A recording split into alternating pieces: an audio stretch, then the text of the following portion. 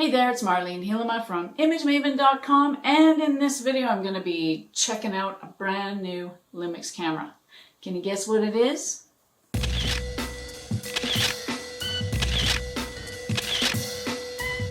Well, the name of the video probably gave it away, didn't it? Yes, it's the new Lumix G100 vlogging camera. So by vlogging camera, it means that it's meant to be held in front of you like this, and you're talking to the camera.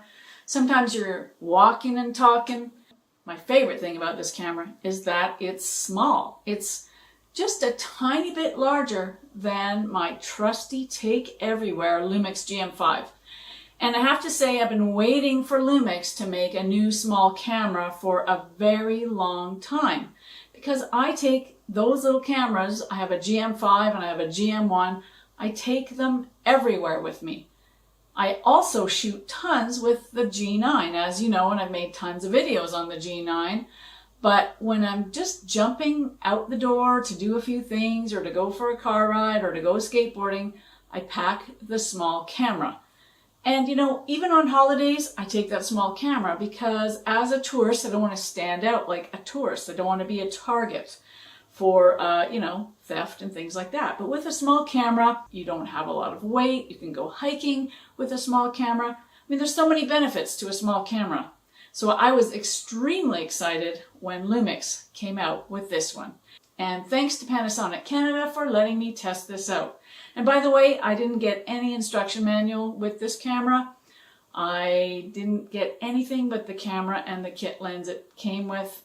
So I can't even find a manual online. But you know, if you used one Lumix camera, you've used them all, and it has many of the features you've grown to know and love about Lumix cameras. Okay, let's get into the specs. I'm just going to read them off the screen. Here we go. You know what? I was going to read out the specs, but it was like really long. I'm going to put the specs in the video description below, so have a look there for all the specs about this camera. But bottom line, 20 megapixels, and comes with a kit lens 12 to 32 millimeters, as well as you can get an optional grip that you have a start and stop button for your video on there as well. And it is a tripod and a grip built in. Oh, I almost forgot. There is a new mode on this camera that you haven't seen on any other Lumix cameras. At least I haven't. S and Q.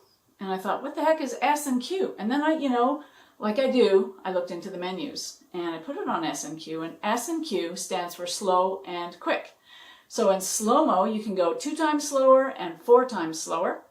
And in quick mode, you can speed up your clip 2, 4, and 8 times faster. So that's really fun to play with. I like the slow-mo for my skateboarding shots, my tricks, my videos of the kids I photograph. And the quick mode, well, when you want to speed up time and you're in a hurry, you can shoot in quick mode. It's great for B-roll, something that vloggers do like to have as well. So what about run and gun type video stuff, little video interviews and things like that?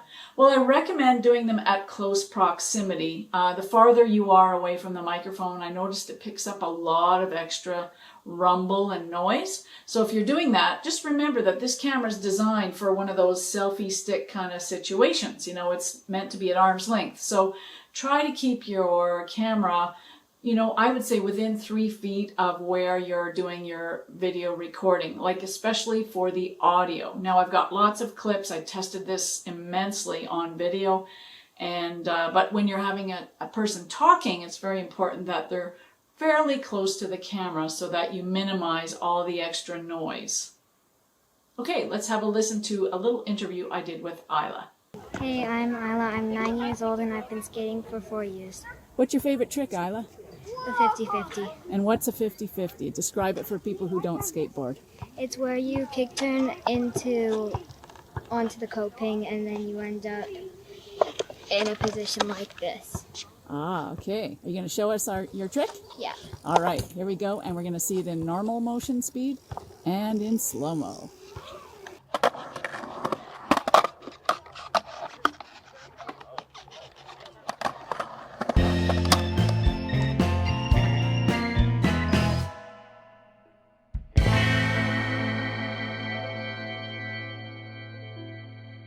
All right. Got front-facing microphone and stabilizers on standard. See how good I can handhold this puppy. 1080p.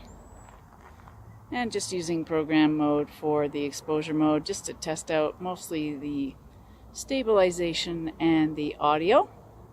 I'm beside a busy road, quite close to it, but hopefully you can hear some of those birds singing as well. Okay, I'm testing the automatic microphone. So I haven't done this test yet, so here we go. Automatic mic, just shooting 1080p, stabilizer is normal. Here comes a puppy dog.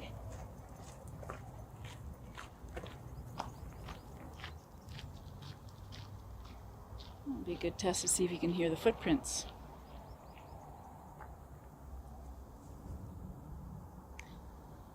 Okay, the traffic is behind the camera, so in front of me. And I will turn around slowly just to get a sense of what this automatic microphone pickup is like.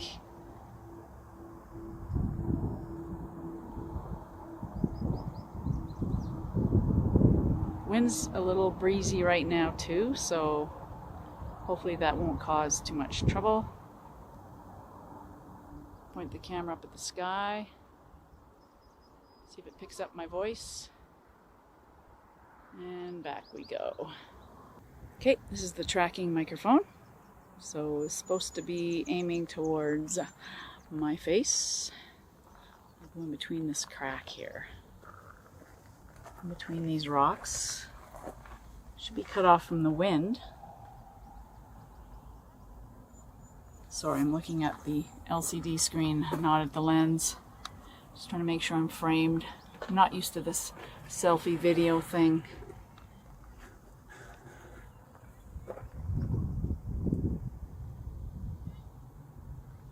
Okay. So this is tracking microphone. Let's go back outside. Outside meaning getting out from in front of those rocks.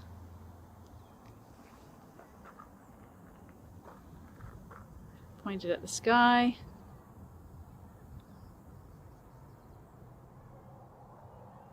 And now I'm going to point the camera towards the road that's behind me and see if it's going to pick up some road sound or if it's going to just stick to my voice. Okay, I'm going to stop talking and you can see what happens.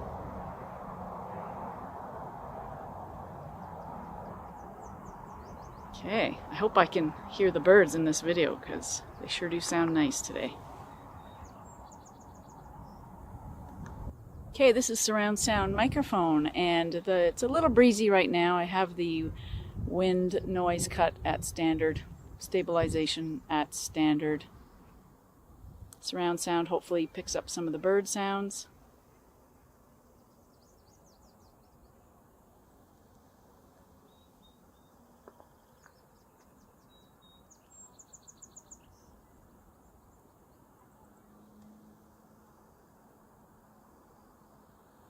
I'm going to walk in between these rocks. By the way, this is what we affectionately call split rock in my neighborhood. If you've watched any of my videos previously, you know that I take a lot of shots and videos in this location. Try to get it from behind. Looks like there's a group of hikers coming down fairly quickly. So I might have to put this on pause. Let's go back through the middle.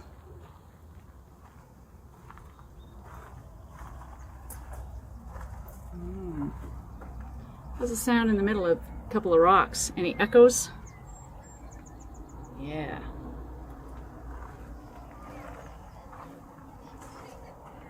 Okay, some people are coming.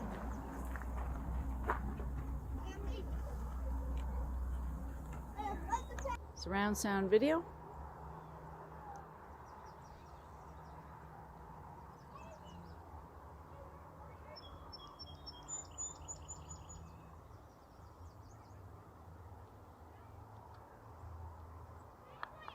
Stabilizer standard.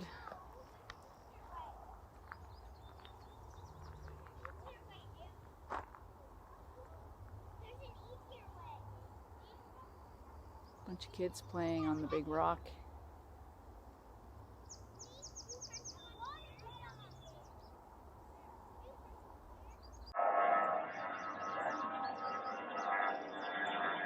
Airplane flying overhead.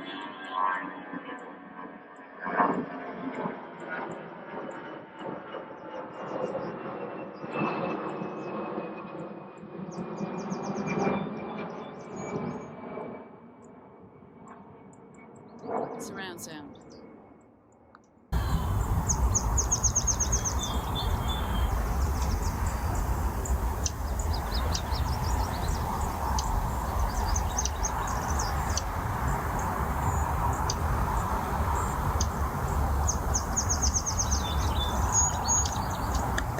Okay, let's try that in selfie mode. Front-facing microphone. Big bright sun in my face. Camera's pointed away from the road this time.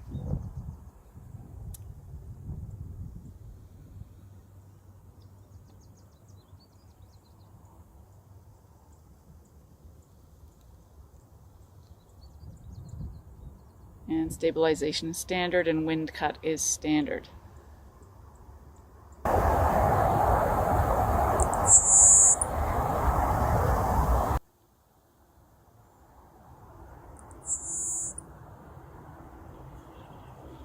Okay, well that's part one of my reviews. I know it was a bit of a long video, sorry about that, but with all those clips, you know, you have to hear them, you have to see them. I've taken tons of photos as well, and in my next video I will go into more of the photography features, but so far I really like this camera. It has more than my GM5, my other small camera, and almost as much as my G9, at least the things that I use on a regular basis.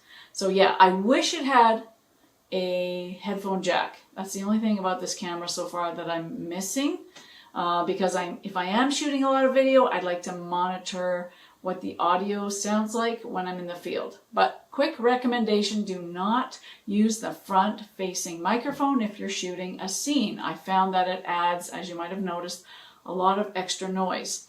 That front-facing microphone is meant for vloggers, for people who are holding that camera right in front of their face and looking into the camera, and the camera's like 2 feet away from them, or whatever the length of their arm is. If you have any questions about this camera, leave them in the comments below, and I will do my best to answer them, even though I don't have the owner's manual yet, but we'll see what we can do. See you next time.